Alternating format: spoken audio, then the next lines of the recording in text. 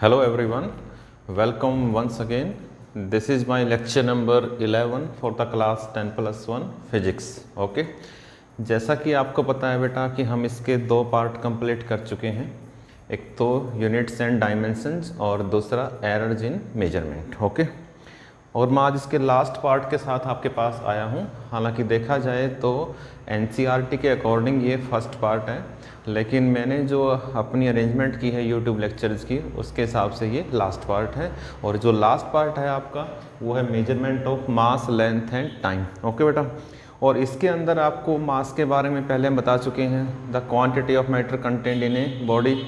Length के बारे में बता चुके हैं हम, actual path between the 2 points. Time के बारे में बता चुके हैं, any phenomena which repeat itself after a fix period, that is known as the time. तो आज हम जो टॉपिक लेके आए हैं आपके सामने वो बेसिकली रिलेटेड किससे है, मेजरमेंट से, कि मास को कैसे मेजर करते हैं, टाइम को कैसे मेजर करते हैं, लेंथ को कैसे मेजर करते हैं. तो जो मास मेजरमेंट है और जो टाइम मेजरमेंट है उसमें सिर्फ इंस्ट्रूमेंट्स हैं, आपको उनके नाम याद रखने हैं, तो कोई खास इंपॉर्टेंट वो नहीं है. सबसे इम्पोर्टेंट है लेंथ मेजरमेंट. तो ये जो आज का लेक्चर है, 11th लेक्चर मेरा 10+1 का, ये सिर्फ और सिर्फ किस पे फोकस रहेगा, लेंथ मेजरमेंट पे फोकस रहेगा. क्योंकि इसके अंदर बहुत सारे मेथड्स हैं, बहुत सारे मेथड हैं जो हम डिस्कस करेंगे लेंथ मेजरमेंट के ऊपर. तो लेंथ मेजरमेंट में दो मेथड होते हैं, डायरेक्ट और इनडायरेक्ट. तो डायरेक्ट मेथड है जो कि स्मॉल डिस्टेंस के लिए हैं, इनडायरेक्ट मेथड है जो कि स्मॉल डिस्टेंस के लिए भी हैं और लार्ज डिस्टेंस के लिए भी हैं. तो दोनों को आज हम डिस्कस करेंगे. तो ये जो आपका फर्स्ट चैप्टर है और मेरे अकॉर्डिंग लास्ट है, ये जो चैप्टर है आपका, ये बेसिकली मेजरमेंट से रिलेटेड है, mass measurement, length measurement and time measurement. और मेरा जो फोकस रहेगा इस लेक्चर का वो 100% फोकस रहेगा लेंथ मेजरमेंट पे. बाकी जो मेजरमेंट के इंस्ट्रूमेंट्स हैं वो बिल्कुल आप इजीली याद रख सकते हो कि मास को हम किससे मेजर करते हैं, इनर्शियल मास है, ग्रेविटेशनल मास है, तो उनके अलग अलग इंस्ट्रूमेंट्स हैं. टाइम के डिफरेंट क्लॉक्स हैं, उनसे मेजर करते हैं टाइम को. लेकिन जो लेंथ मेजरमेंट है बेटा वो सबसे मेन फोकस रहेगा, मेन जो स्ट्रेस रहेगा वो किस पे रहेगा, लेंथ मेजरमेंट पे रहेगा.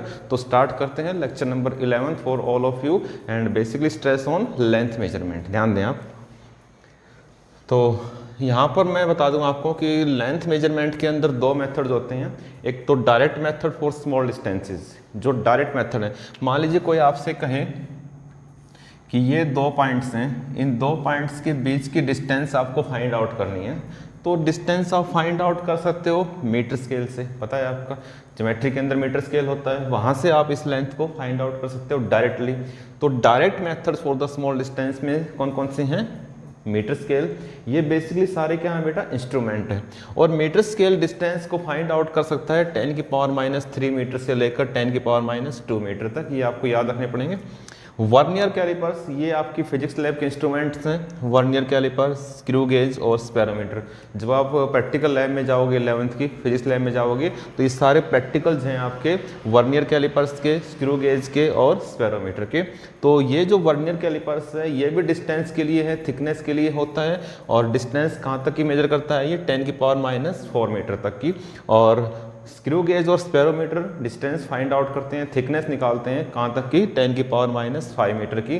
तो ये आपको डायरेक्ट रिजल्ट्स हैं जो आपको याद रखने हैं. तो these are the direct methods. Direct method का मतलब ये इंस्ट्रूमेंट्स हैं जिससे हम डायरेक्टली किसी भी लेंथ को, किसी भी ऑब्जेक्ट की थिकनेस को, पेपर की थिकनेस को, थ्रेड की थिकनेस को फाइंड आउट कर सकते हैं. तो कौन कौन से हैं बताएं आप, मीटर स्केल, दूसरा वर्नियर कैलिपर्स, तीसरा स्क्रू गेज और चौथा कौन सा है, स्पेरोमीटर. ये आपकी प्रैक्टिकल लैब में आपको मिल जाएंगे. जो आप जाएंगे तो फिलहाल आपको याद रखने पड़ेंगे कि मीटर स्केल कहाँ तक की लेंथ माप सकता है, वर्नियर कैलिपर्स कहाँ तक की थिकनेस माप सकता है, स्क्रू गेज और स्पेरोमीटर. ओके. अब हम करेंगे, सबसे इंपॉर्टेंट है इनडायरेक्ट मेथड. और इनडायरेक्ट मेथड बेटा दो होते हैं, एक तो स्मॉल डिस्टेंस के लिए, एक लार्ज डिस्टेंस के लिए. तो पहले हम करेंगे indirect method for large distances. देखें एक मिनट के लिए.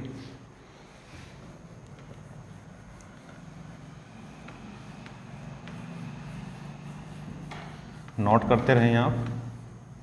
इनडायरेक्ट मेथड्स हैं किसके लिए, लार्ज डिस्टेंस के लिए.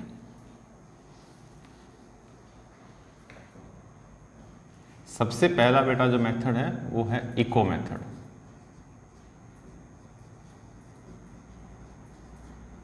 तो यहाँ से आपका मेन लेक्चर स्टार्ट होता है 11th ये बिल्कुल फोकस करें, एक एक चीज़ को नोट करें, अपनी नोटबुक निकाल लें और आप उस पर नोट करते रहें। तो सबसे पहला जो मेथड है मेजरमेंट का, लार्ज डिस्टेंस की हम बात कर रहे हैं, कौन सा मेथड है? इको मेथड है। देखें एक मिनट के लिए, इको का पता होगा आपको।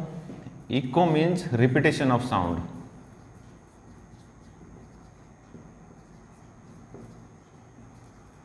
And it is based upon the phenomenon of reflection of sound.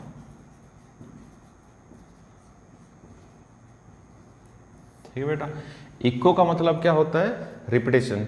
कहीं आप किसी पहाड़ी एरिया में गए हुए हो, ठीक है, किसी पहाड़ी एरिया में गए हुए हो और बहुत बहुत जोर से शाउट करते हो आप, ठीक है, शोर मचाते हो बहुत जोर से, हेलो बोलते हो, तो आपकी जो आवाज़ है किसी ऑब्स्टेकल से टकरा कर क्या आती है? वापस आती है। अगर ऑब्स्टेकल से टकरा कर वापस नहीं आएगी, इसका मतलब वहाँ पर कोई भी ऑब्स्टेकल नहीं है। तो अगर आपकी आवाज़ वापस आ रही है तो इसका मतलब कोई ना कोई ऑब्स्टेकल जरूर है। अगर आवाज़ वापस आ रही है तो इसका मतलब किस प्रिंसिपल के ऊपर बेस्ड है? वो रिफ्लेक्शन ऑफ साउंड के ऊपर बेस्ड है। तो इको का मतलब बेसिकली साउंड होता है, लेकिन हम यहाँ पर एक्चुअल बताएंगे आपको कि साउंड यहाँ पर किसकी बात कर रहे हैं? रिपीटेशन ऑफ साउंड की बात कर रहे हैं। तो इको मीन्स बेसिकली क्या होता है? रिपीटेशन ऑफ साउंड, आवाज का बार बार रिपीट होना, किसी भी ऑब्स्टेकल से स्ट्राइक करके वापस आना। अगर स्ट्राइक करके वापस आ रही है तो it means it is based upon the phenomenon of reflection of sound. Okay, तो ये क्या काम करता है? इसका यूज क्या है इस मेथड का?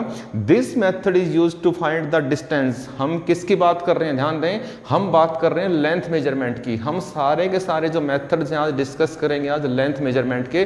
तो सबसे पहला जो मेथड है उसी सीरीज में कौन सा है? Echo method. And what is the significance of that method? लिखते रहे आप, the method which is used to find the distance of any obstacle, distance of any obstacle from the observation point। तो किसी observation point से लेकर obstacle तक की जो distance find out करता है तो उसको क्या नाम दिया गया? इको मेथड का नाम दिया गया है। तो देखिए एक मिनट के लिए कैसे इसको आप मैथमेटिकली प्रूव करेंगे।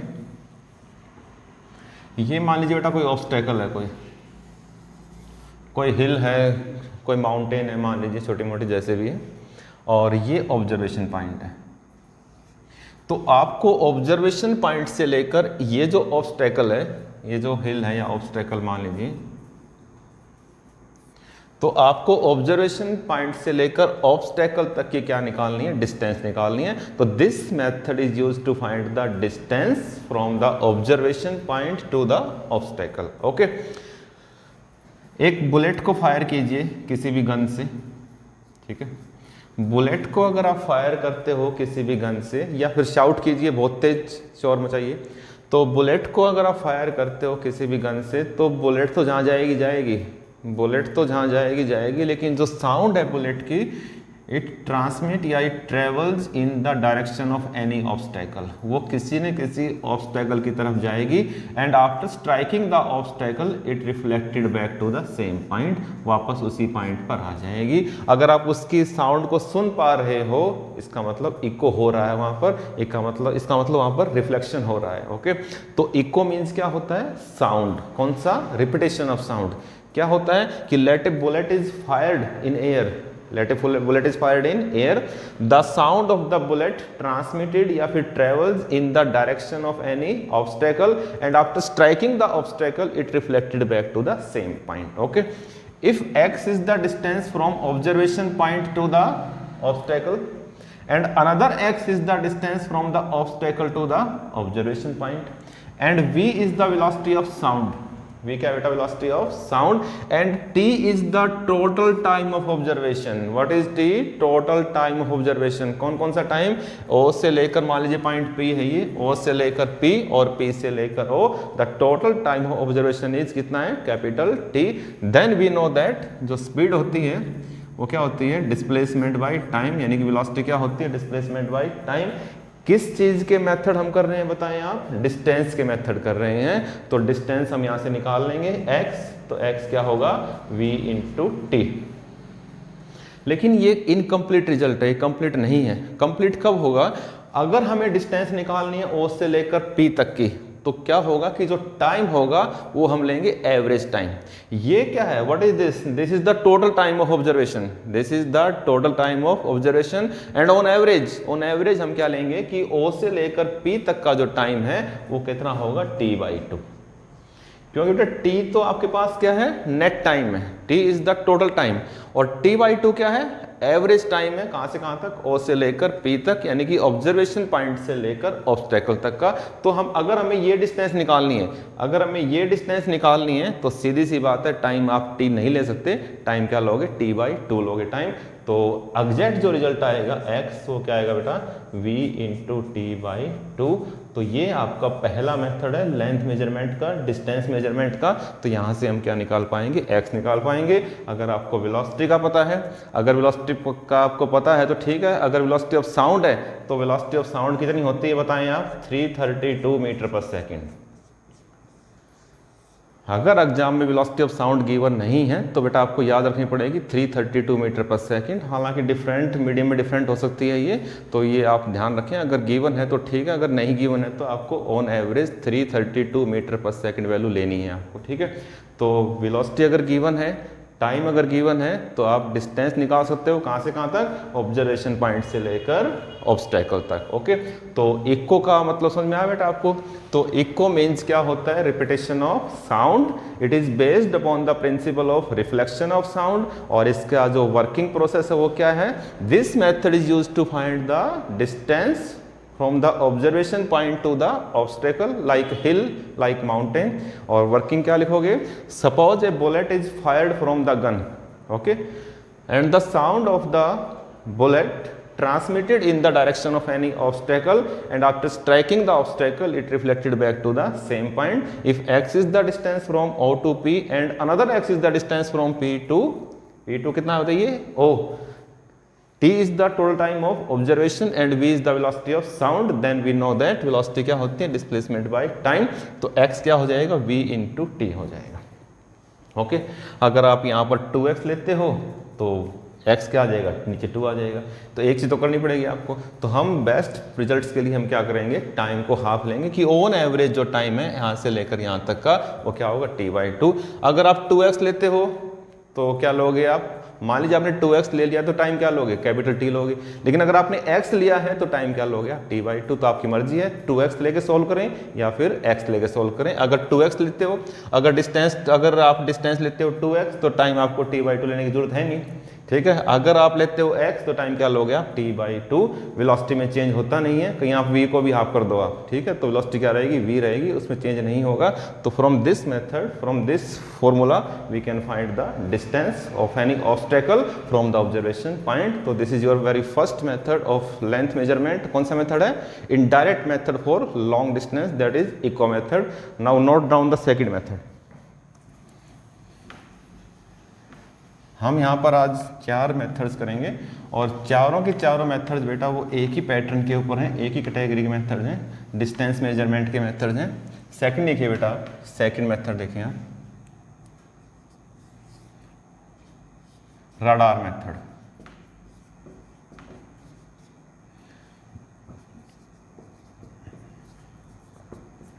ओके बेटा, RA मीन्स रेडियो,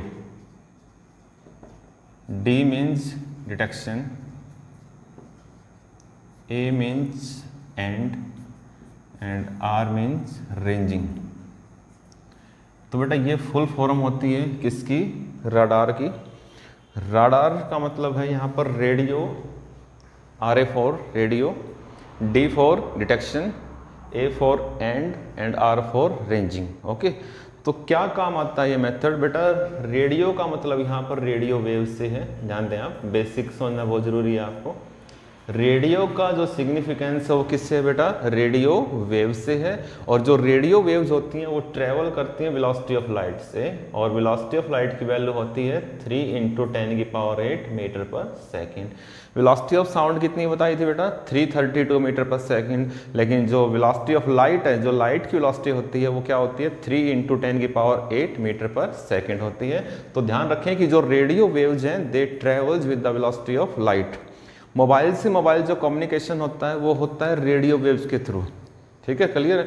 और जो अर्थ सरफेस पे क्या बनाए गए हैं, रडार स्टेशन बनाए गए हैं, और उनका कम्युनिकेशन होता है, जो एरोप्लेन के अंदर पायलट बैठे हैं उनके साथ कम्युनिकेशन होता है। तो वो भी जो कम्युनिकेशन होता है पायलट का जो आपके स्टेशन है, कौन सी रडार स्टेशन है, वो भी किसके थ्रू होता है, रेडियो वेव्स के थ्रू होता है। ठीक है बेटा, तो रडार का जो फुल सिग्निफिकेंस है वो क्या है, R A means radio. Detection का मतलब क्या होता है, पता लगाना। ठीक है, कोई ऑब्जेक्ट हवा में कितनी दूर है, रेंज का मतलब हाउ मच फार पार्ट, ठीक है, कितनी दूर है, हाउ फार पार्ट, तो उसका पता लगाते हैं तो कौन सा मेथड होता है, रडार मेथड होता है। तो what is the significance of that method, this method is used to find the distance, this method is used to find the distance of any object in air from the earth surface with the help of radio waves. तो radio wave की सहायता से हम किसी भी object का air के अंदर पता लगा सकते हैं कितनी दूर है वो अर्थ सरफेस से। तो that is known as that is the significance of radar. तो समझ गए आप, तो सिग्निफिकेंस क्या बताइए, this method is used to find the distance of the object in air from earth surface with the help of radio waves. तो working वही है, मान लीजिए ये कोई ऑब्जेक्ट है एयर के अंदर, एरोप्लेन मान लीजिए, एनी ऑब्जेक्ट इन एयर, और अर्थ सरफेस पे क्या बनाए जाते हैं, रडार स्टेशन। यहां से बेटा क्या निकलेंगी, radio waves. Radio waves transmitted in the direction of any object in air, मान लीजिए क्या है बेटा, aeroplane. Okay, after striking that object it reflected back to the same point. अगर सेम पॉइंट पर आ जाती है तो इसका मतलब कम्युनिकेशन हो रहा है, अगर नहीं आती है तो इसका मतलब कन्वे, मैसेज कन्वे नहीं हो रहा है। कई बार आप देखते हो ना कि एरोप्लेन क्रैश हो जाते हैं, सिग्नल जब टूट जाता है, जब कम्युनिकेशन टूट जाता है तो बड़ी दिक्कत आती है कम्युनिकेशन प्रोसेस में। वो जो एरोप्लेन है वो आपका क्रैश भी हो सकता है, डैमेज हो सकता है। तो कम्युनिकेशन बहुत ज़रूरी है with the help of radio waves. तो यहाँ से निकलती हैं रेडियो वेव्स रडार स्टेशन से, हाई इंटेंसिटी की निकलती हैं, वो एरोप्लेन की तरफ जाती हैं, किसी ऑब्जेक्ट की तरफ जाती हैं जो एयर के अंदर है, उससे स्ट्राइक करके क्या आती हैं, वापस आती हैं। अगर वापस आती हैं तो इसका मतलब कम्युनिकेशन हो चुका है। तो वही बात यहाँ पर आ गई है, एक्स आपके पास डिस्टेंस है रडार स्टेशन से ऑब्जेक्ट तक की, अनदर एक्स डिस्टेंस है ऑब्जेक्ट से लेकर रडार स्टेशन की, c is the velocity of light. ध्यान रखें, इससे पहले टॉपिक में v था वेलोसिटी ऑफ साउंड, लेकिन यहां पर क्या है बेटा, c is the velocity of light and t is the total time of observation. ठीक है बेटा, टोटल टाइम ऑफ ऑब्जर्वेशन। तो हम जानते हैं कि जो वेलोसिटी स्पीड है जो, वो क्या होती है, डिस्प्लेसमेंट बाई क्या होती है, टाइम। तो किसके मेथड कर रहे हैं बेटा, हम डिस्टेंस के मेथड कर रहे हैं। तो डिस्टेंस यहाँ से जो x है वो क्या होगा, c/t हो जाएगा। अगर डिस्टेंस को डबल लेते हो 2x तो टाइम आपका t रहेगा, डिस्टेंस को x लेते हो तो टाइम क्या हो जाएगा, t/2, तो x क्या आ जाएगा, c/t/2। तो ये सेकंड मेथड था आपका, कौन सा था बेटा, ये रडार मेथड था ये। तो this method is used to find the distance of any object in air, distance की मेथड है, distance of any object in air from earth surface या from radar station with the help of radio waves. तो radio waves transmitted in the direction of any object in air and after striking the object it reflected back to the same point if x is the distance from क्या कहते हैं radar station to any object and another x is the distance from object to the radar station, c is the velocity of light, ये change होती नहीं है, और t is the total time of observation. Then हम जानते हैं, we know that c is equal to x/t, तो x क्या होगा, c इंटू टी। और अगर हमें ये डिस्टेंस निकालनी है, हमें डिस्टेंस निकालनी है वन साइड की, ठीक है, यहाँ से लेकर ऑब्जेक्ट तक की। तो इस डिस्टेंस में वन साइड की जो डिस्टेंस होगी वन साइड की, उसमें टाइम क्या हो जाएगा, t/2, on average time half लेंगे हम, तो x क्या होगा, c इंटू t/2। अगर आपको c का पता है, अगर आपको t का पता है, तो हम न्यूमेरिकल कैलकुलेशन कर सकते हैं, यहाँ से हम x निकाल सकते हैं। तो ये था आपका सेकेंड मेथड, किसका मेथड कर रहे हैं हम, लेंथ मेजरमेंट कर रहे हैं, कौन से, indirect method for long distance. Third देखिए,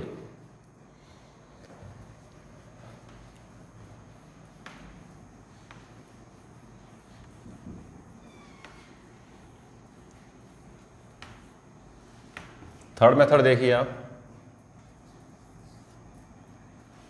सोनार मेथड।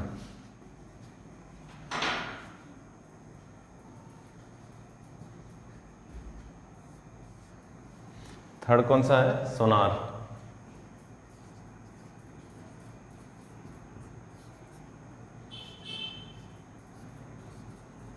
देखें यहाँ पे क्या सिग्निफिकेंस है इसका, SO मीन्स साउंड। ओके बेटा, साउंड का मतलब होता है अल्ट्रासोनिक वेव से। कौन सी होती है वेव्स बेटा, अल्ट्रासोनिक वेव्स। रेडियो का मतलब रेडियो वेव्स, लेकिन जो साउंड वेव्स है यहाँ पर उसको नाम दिया गया है अल्ट्रासोनिक वेव्स का। ठीक है, अल्ट्रासोनिक वेव्स साउंड वेव की प्रॉपर्टी को फॉलो करती हैं, तो साउंड वेव बोलते हैं उसको।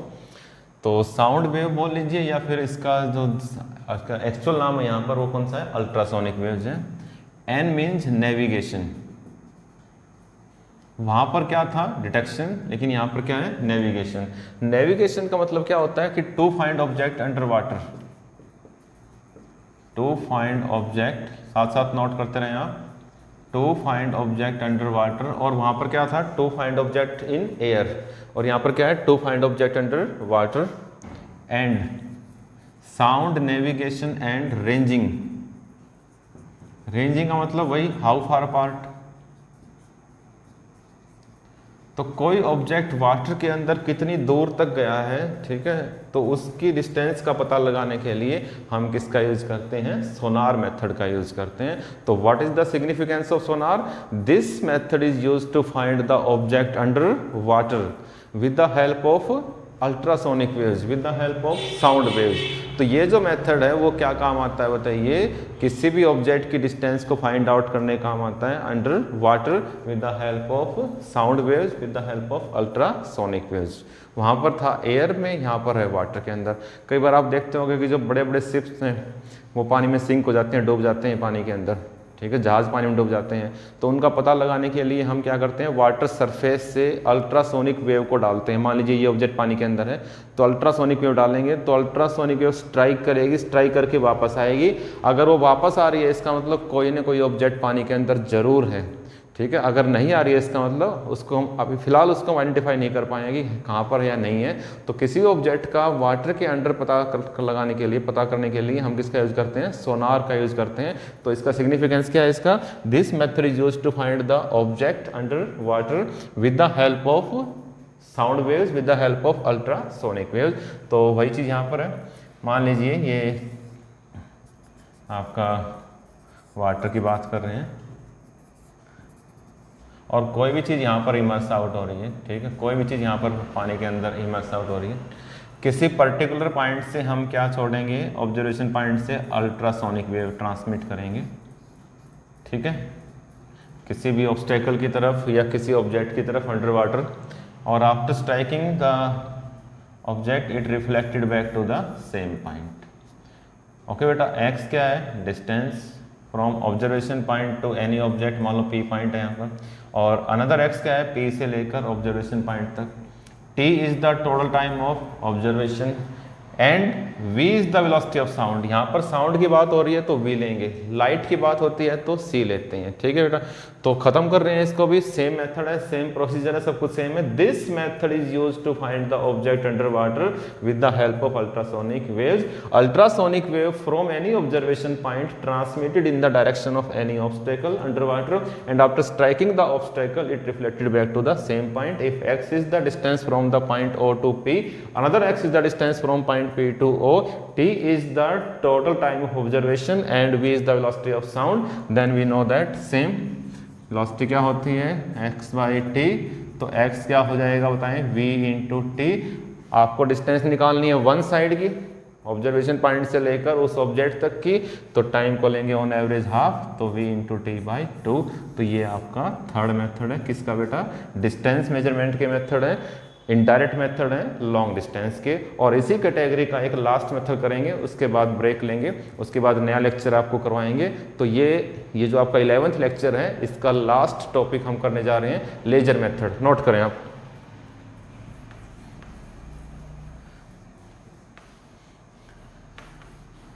तो बड़ा सेम कैटेगरी के हमारे पास ये 4 मेथड थे। देखिए तो फोर्थ मेथड देखिए आप, लेजर मेथड।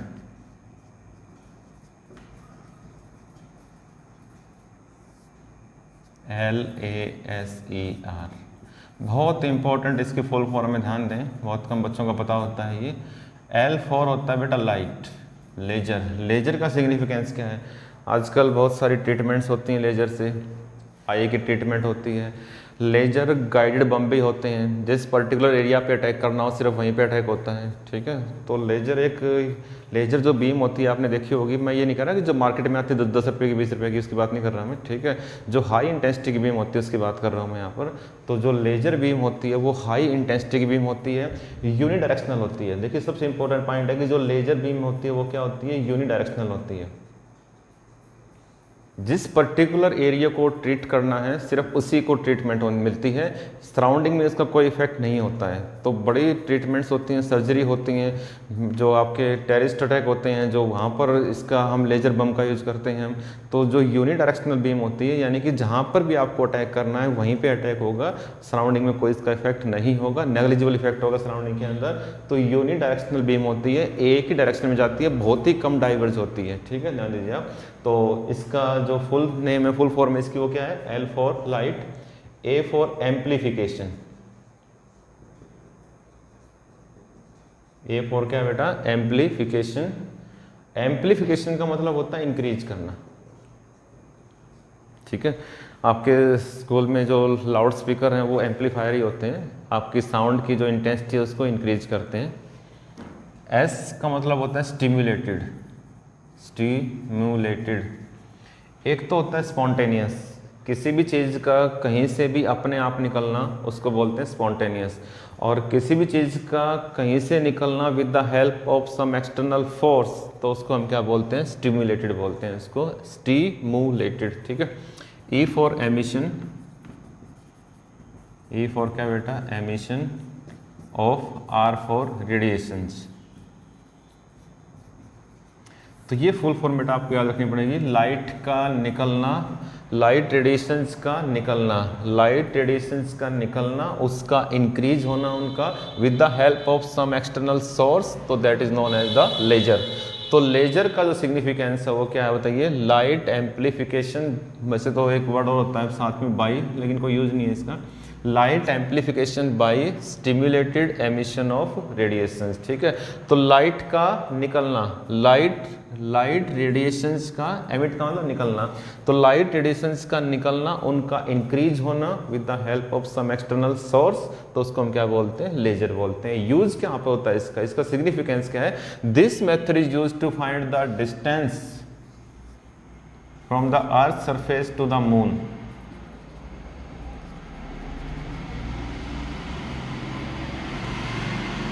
ओके, तो ये जो मेथड है वो डिस्टेंस को फाइंड आउट करता है, कहाँ से कहाँ तक, अर्थ सरफेस से लेकर मून तक की। तो this method is used to find the distance from the earth surface to the moon. कैसे निकालेंगे, अर्थ सरफेस पे क्या रखेंगे हम, लेजर लाइट का सोर्स रखेंगे, सोर्स ऑफ लेजर लाइट,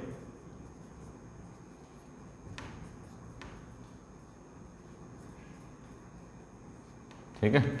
और ध्यान रखें कि जो लेजर लाइट्स हैं वो भी ट्रेवल करती हैं वेलोसिटी ऑफ लाइट से, रेडियो वेव भी ट्रेवल करती है वेलोसिटी ऑफ लाइट से, और लेजर लाइट भी ट्रेवल करती है वेलोसिटी ऑफ लाइट से, और वैल्यू होती है 3 × 10⁸ मीटर पर सेकेंड। ओके बेटा, ध्यान देने के लिए। तो यहाँ पर हम बात कर रहे हैं इस मेथड के सिग्निफिकेंस की, कि यूज कहाँ है इसका, क्या यूज होता है, this method is use to find the distance of the moon from earth surface with the help of laser light.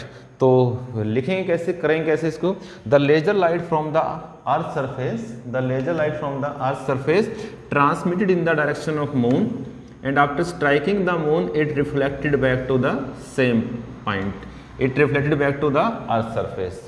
If x is the distance from the earth surface to the moon, and another x is the distance from the moon to the earth surface, and c is the velocity of light, and t is the total time of observation, then we know that, वही पता है sir आपको कि velocity क्या होती है, x by t। तो x क्या हो जाएगा बताएं, c into t हो जाएगा। लेकिन ऑन एवरेज हम टाइम क्या लेते हैं पता है आपको, हाफ टाइम लेते हैं, तो x क्या होगा, c into t by 2। तो यहाँ से हम डिस्टेंस निकालेंगे, तो ये आपका लास्ट मेथड था। तो चारों मेथड्स का सिग्निफिकेंस लगभग सेम था, चारों मेथड्स के अंदर हमने डिस्टेंस निकाली, ठीक है। x क्या होगा c into T by two. एक बार फिर देखिए, लास्ट मेथड है ये, हर एक मेथड को मैं बार बार रिवाइज करता हूँ ताकि उसके अंदर और इम्प्रूवमेंट हो सके। तो लेजर का सिग्निफिकेंस क्या होता है, light amplification by stimulated emission of radiation. Use कहाँ पे इसका, this method is use to find the distances of the moon from earth surface with the help of laser light. और इसका जो मैथमेटिकल इसकी थ्योरी है वो क्या लिखोगे, the laser light from the earth surface transmitted in the direction of moon and after striking the moon it reflected back to the same point. If x is the distance from the earth surface to the moon and another x is the distance from moon to the earth surface and c is the velocity of light and t is the total time of observation, then we know that velocity क्या होती है x by T. तो x क्या होगा c into T, और distance आपको निकालनी है वन साइड की, तो टाइम हम क्या लेंगे, ऑन एवरेज हाफ टाइम लेंगे, तो t के स्थान में क्या लेंगे t बाई टू। तो x क्या हो जाएगा c into T by two. तो ये बेटा आज के लेक्चर नंबर 11 के 4 हमारे पास मेथड थे। कौन से मेथड थे ये, इनडायरेक्ट मेथड थे। किसके लिए थे ये बताएं आप, लार्ज डिस्टेंस के लिए थे। कौन कौन से थे, इको मेथड, रडार मेथड, सोनार मेथड और लेजर मेथड। तो उम्मीद है कि चारों आपको समझ में आ गए होंगे, चारों एक ही कैटेगरी थे, एक ही पैटर्न के थे। तो लेक्चर नंबर 12 में जल्दी आपसे मिलता हूं, और उसके अंदर हम दो इंपॉर्टेंट मेथड्स को लेके आएंगे। एक तो हम करेंगे ट्रायंगुलेशन मेथड और एक हम करेंगे पैरेलैक्स मेथड। तो दो ही मेथड का लेक्चर होगा, लेकिन काफ़ी इंपॉर्टेंट लेक्चर होगा वो। तो मिलते हैं आपको जल्दी, आपसे मिलते हैं। See you after very short break. Thank you very much. Okay.